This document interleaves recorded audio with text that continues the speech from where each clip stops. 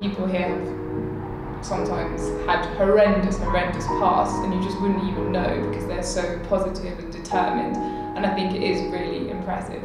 I don't think it's necessarily a good thing that they are forced to be like that. I think they should have more support, but it definitely shows a really nice side of humanity that they can just pull it all together and manage to be such great parents. So the office in Bogotá does mostly work relating to sexual and reproductive rights. So in reality that means basically access to contraception and then also abortion law.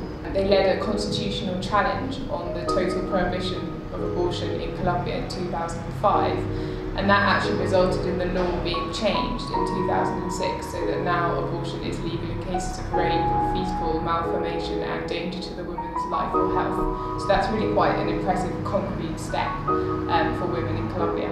I think it's partly because the sex education in this country is pretty much minimal. The Catholic Church has a lot of control over educational establishments. Most girls go to schools run by nuns, and so they just genuinely don't know about contraception and how to protect themselves. There are lots of clandestine abortions that go on. There's an area in Bogotá, I know exactly where it is, and everybody knows that all the abortion clinics are there. So it's sort of weird that everyone knows that it goes on, but no one wants to talk about it. The lack of resources is really not the same as back home.